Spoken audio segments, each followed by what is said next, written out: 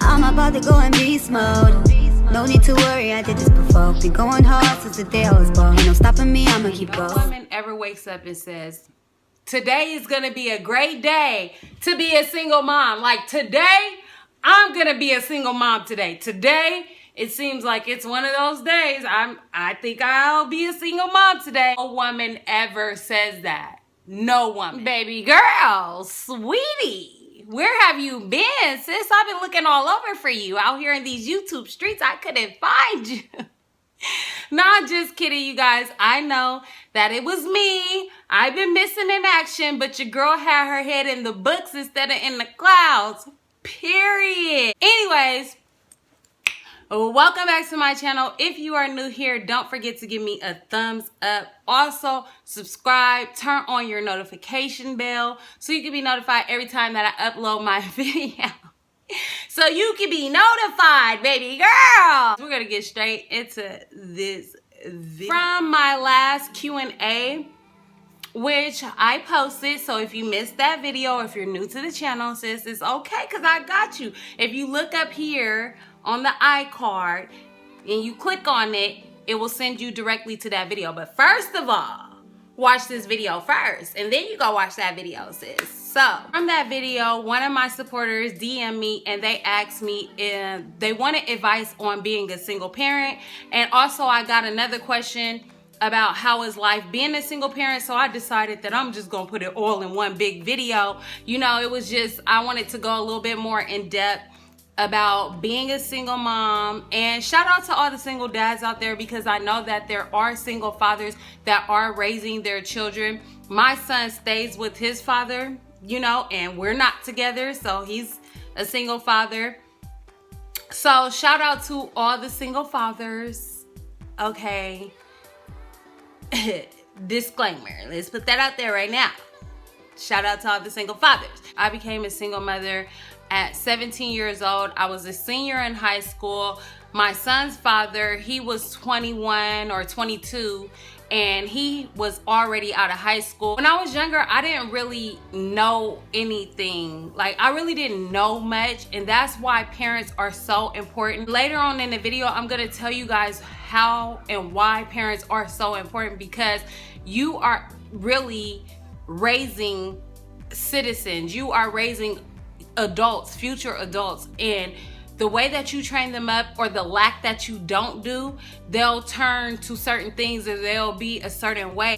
Your parents are your first teachers that you actually learn from. Your parents are your first heroes. You know, a lot of people say, I want to be like my mom, or I don't want no guy if he's not like my dad, or I want to be hardworking like my mom. She was hardworking, she was dedicated, she was just like a boss. Like, my mom is my inspiration. And you know, everybody always has nice things to say about their parents.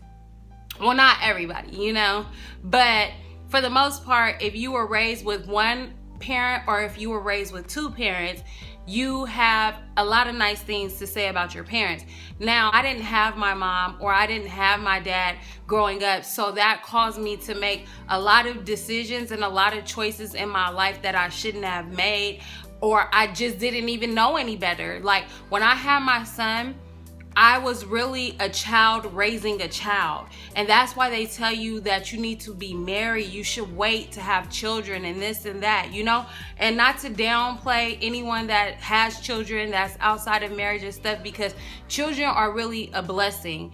And I believe that every child that made it to this earth, there was a purpose for them to be here. They didn't just happen.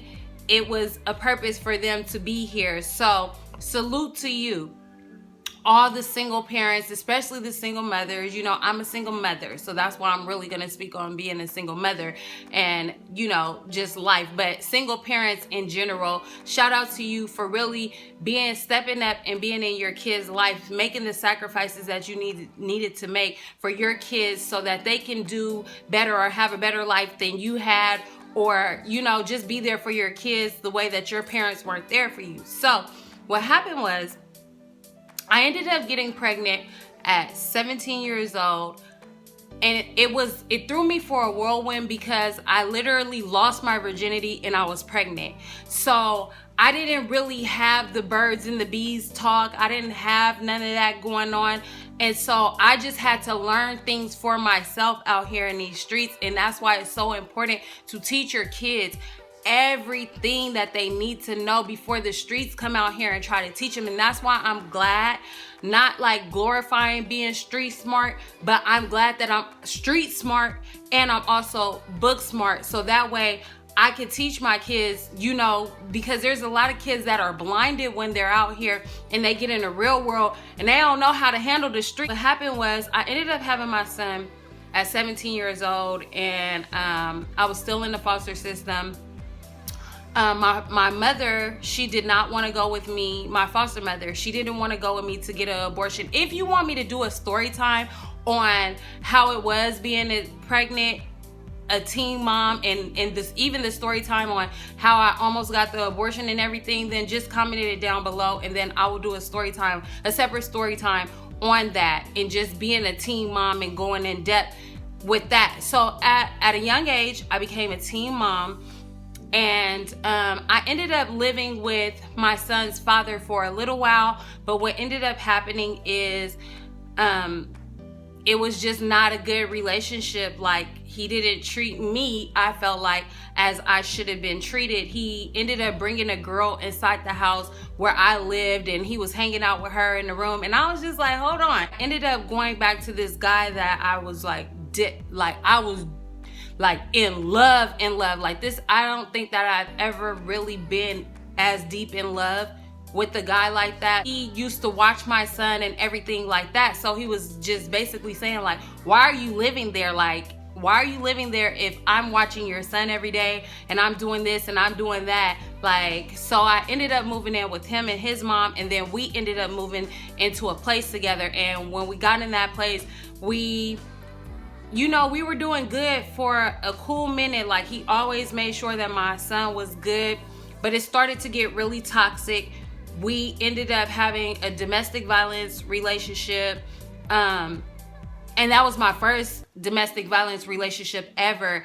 And I thought, like, oh, he loved me because he used to always just like want to fight. Like, he always wanted to fight. Like, if he felt like I was talking to other guys, or if he felt any kind of threat by another guy or whatever the case may be, like, we would literally fight, like fist fight.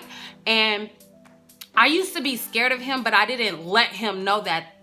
I would never let anyone in the world know that I was scared. So I used to be really scared of him, but it was like, and I'm not trying to be a victim because I fight him sometimes. Sometimes I just feel like I want to fight him, so I'm going to go off and I'm going to fight him, or he'll fight me. But at the end of the day, we was really boxing. Like, we was really throwing down, like girls, how girls really just be like throwing down, like fighting. Like, that's how we was really fighting. Or like, he was fighting me like I was some dude off the street. I was fighting him like he was some girl off the street. And we did that for years. And so what ended up happening in that is I turned 20 or 21. I think it was either between 20 and 21. I caught my first case, and I went to jail for attempted murder. And someone had asked me about that story time in my last Q&A or whatever, and I took the video down, but maybe I'll go back over that story again, but in a way where it helps people and not like glorifying the fact of going to jail and all that. My mind frame wasn't in the right place. But so anyways, I ended up doing like 4.5 to 5 months in jail for the first time. And that was the first time that I was ripped away from my son. He was ripped away from me. Like, I missed him so much, and I know he was missing me because he's just like a child. Like, he had to been like 4 years old, literally, and I'm all he knew. Like, he was with me all the time. Like, I never let anyone watch my kids. All of my kids growing up, I never let them go to daycare or anything like that. They always were with me. So when I was in jail, I was just like really, really missing him, not knowing like God was really working on me in jail, and like he was really telling me like, you need to sit down because your life is going in a direction that really you not prepared for. It's like the inmates in there, they wanted to watch SpongeBob and all these cartoon shows, and it used to make me so sad. I'd sit in my cell and cry every night. I wasn't eating, like I was stressed out. I didn't know if I was gonna get out, if I was gonna beat the case. And finally, when it came down to my preliminary hearing, they ended up letting me out of jail. Boom, fast forward, I'm out of jail. I come home, I'm doing good. Like I'm telling myself like I'm not gonna, do anything crazy. I ended up writing a bad check. Then I just started getting in more trouble and more trouble. And next thing you know, now my son is living in the house and I'm trying to figure out how to make money. So I'm dating a guy, he's selling drugs, there's weed on the table, there's guns in the house, and he's all around all of this. But this is really like all I knew, so it wasn't, if I had my parents or if I had my mother or if I had my father to tell me like, this is not what you're supposed to do. This is not how you're supposed to live your life and stuff like that, then I wouldn't have been trying to like get it like how I live. Like I was really living a crazy, crazy, wild life. And so what ended up happening with my apartment is my boyfriend's friend ended up getting like into it and somebody ended up dying. Long story short, somebody ended up dying, and then my door got kicked in. And I was scared. I was so scared to go back to my house. Like it was so crazy. So I ended up leaving everything in the apartment. I didn't take anything. And from there, I was from house to house to house to house. And I was feeling so unstable, and I felt bad for my son, and I didn't know what to do. So I let him stay with my foster mom. And then she ended up calling me and asking me like, oh, my son's dad said that he wanted to, him to live with him. And she asked me like, was it okay? And I told her, yeah. Like I just wanted my son to have stability at that time. I knew that much. Like I knew that much that he needed to have stability, because there is a lot of chain of events that happened. Like you guys, I didn't grow up until way later on. After my son went to stay with my parents and I was just out there in the streets like for real, and I was living in the house, it was so much crazy stuff. Like people were robbing people in the house. Like I could have literally lost my life. I ended up actually getting robbed. Me and my friend, we ended up getting robbed. The dude came in the house, pointed the gun at my head, all that, like actually clocked the gun back, like he was really, really ready to shoot me. And all of this, what I'm saying is like, the life that I was living, it was so crazy and so wild. Like God could have took me out at any moment. Like people was getting robbed, people climbing through windows, it's shooting, our houses got shot up. Like it was so much happening so fast. Like my life, it was like a hood movie, like the movies that you be watching that be in the hood, and it's like probably like Boys the Hood or Don't Be a Minute, all that type of stuff. Like it was real life. Like every day I was really living my life. And the thing is, I surrounded myself with nothing but men, so I'm dealing with these type of problems, getting ourselves into like guy stuff. So it's like now you gotta watch your back, and you can't go here, you can't go on this side, you can't do this. And it was just like not a life that I really wanted to live. So fast forward, I ended up meeting the girl's dad. And when I first met him, things were going good, cool relationship. Like he really was down to earth, like did a lot for me. Like anything that I asked him for, he did, so on and so forth. As our relationship ended up going on, now we're fighting, and now I'm in another domestic violence relationship, and so we're fighting constantly. Like I said, with the same relationship before, he fought me sometimes, I fought him, and it just was because I did not have a father to really be like, like this is not what you do, or like a father to really step in and be like, don't put your hands on my daughter, you know what I'm saying? Like so it just was a lot. To find out that he got another girl pregnant, and like that heartbreak is like no other. Because it's different, like when somebody cheats on you, and I'm not saying this is like a good thing, but like if you're really working on a relationship, like you could kind of move past. But when it's a baby involved, it's like it's stained in your memory. Like you can't, that baby's not going nowhere for the rest of this person's life, And so come to find out she was pregnant, but not knowing I was pregnant at the same time. So our kids is literally like 3 months apart. So anyway, stayed in that relationship, ended up having another baby with him, just toxic. And so with all that being said, I came to the realization, like, my daughters started getting older, and I just was like, you know what, I can't do it with him. So I really cut it off. Like, we ended up getting engaged again, but I told myself, if this relationship doesn't work, then I'm gonna cut it off. And this is a message that I want to give to every woman out there that's like questioning, should they walk away from their baby's father and this and that. If you write a list of pros and cons, and the pros are outweighing your cons, you gotta go. You know in your heart that you should leave, but you just try to stay. A lot of times because we feel like we can fix a man, so we'll be like, oh, I can fix him, or he's gonna change. No, he's not gonna change. He's gonna be because you gotta think, and I had to think because I have a lot of unforgiveness and resentment towards the girl's father, but I had to realize, like, you gotta look at the people that you're having a baby with, a child with, in their background. He didn't have his dad, and his mom was she lived a different life, or whatever the case may be. So he didn't have that, he didn't know how to treat a woman. He doesn't, like, he didn't have his dad like that. So it's just like, people that aren't living in homes with two parents or one parent that actually loves them, then they're raising kids with parents that don't love them and all this stuff, and it just becomes a repeated cycle. Got to a point where I was like, you know what, I am raising daughters. My daughters are getting older, and I have to be an example for them. And so, like, being a single parent, you gotta sacrifice a lot. There's a lot that you gotta miss out on. Like, your girl, I used to always have my nails done, my hair done. I sacrificed that so that I could go, my kids can have their hair done. It's a lot of sacrifices that you make as a single parent. It is not easy. Like, even, I'm not even gonna talk about, like, with yourself, like schooling. When I had my son, I instantly got a job, and I was working. Because I had to leave school, I ended up leaving school because it was like working in school. It was too much for me to juggle.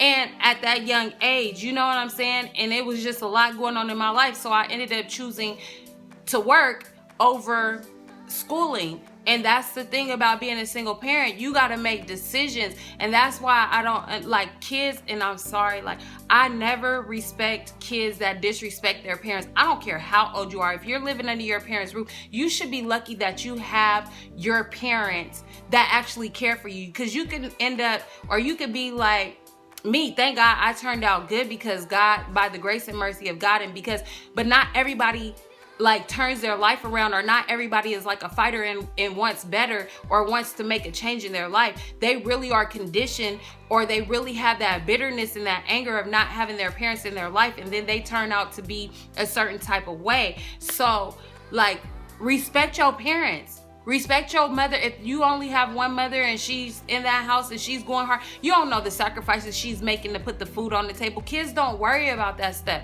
If you could literally have $2 in your pockets, and your kids are gonna be like, can we go to the store to get ice cream? Can we go to the movies? Kids don't understand that. Little kids, And so I'm just saying, as you are older and you get older, like, really make it easier on your mom. Your mom is only telling you what is right. She's only telling you what is right because of the mistakes that she made in her life. She doesn't want you to repeat the same stuff.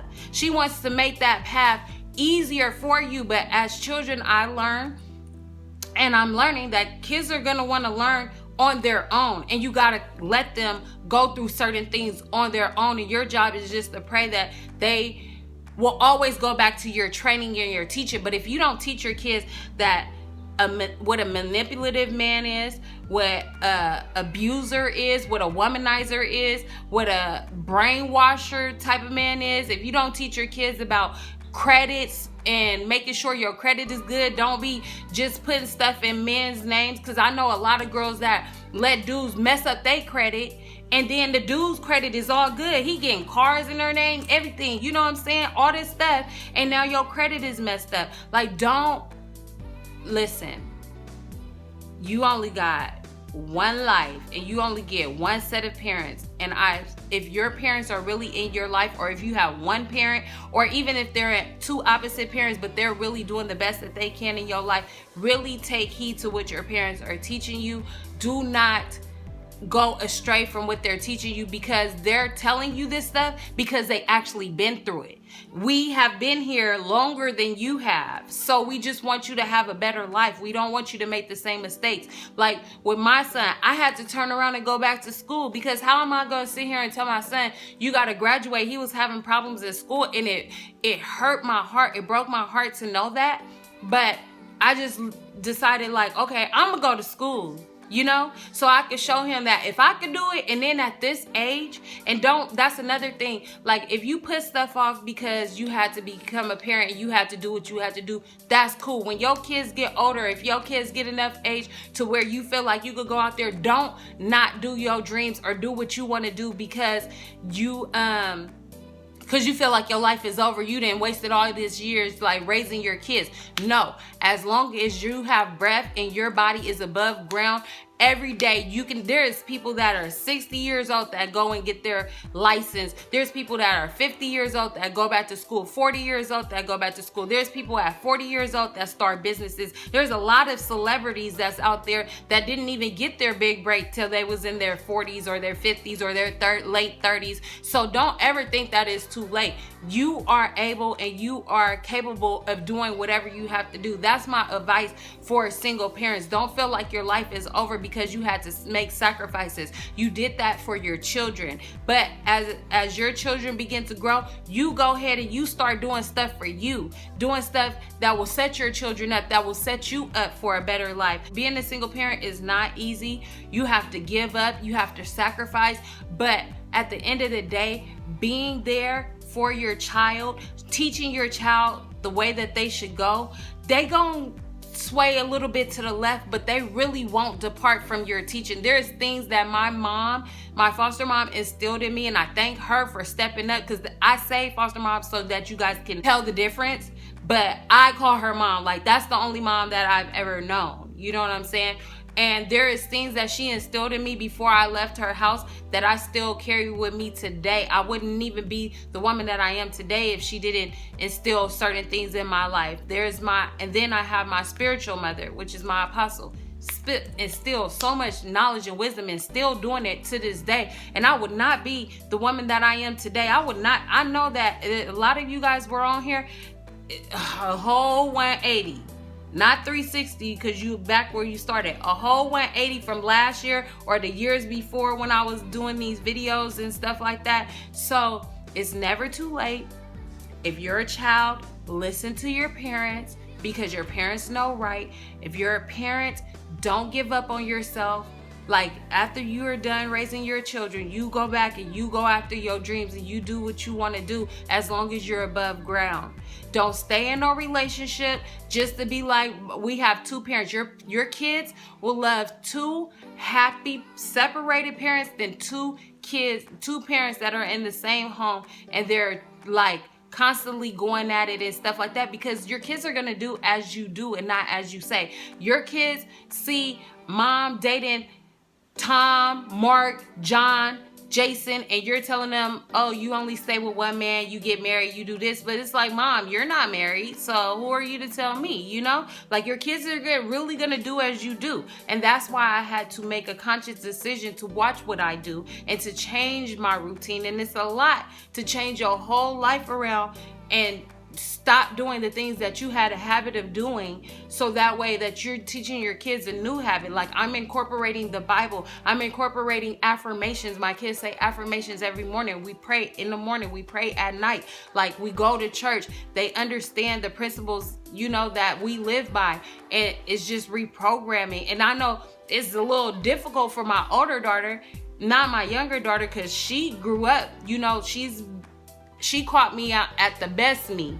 But, you know, I feel like your first kids, they're like your learning kids. So you kind of mess them up a little bit, but it's okay. You just bring it back together. But anyways, I thank you guys for watching this video. I hope that you guys got something from it. And yeah, until next time,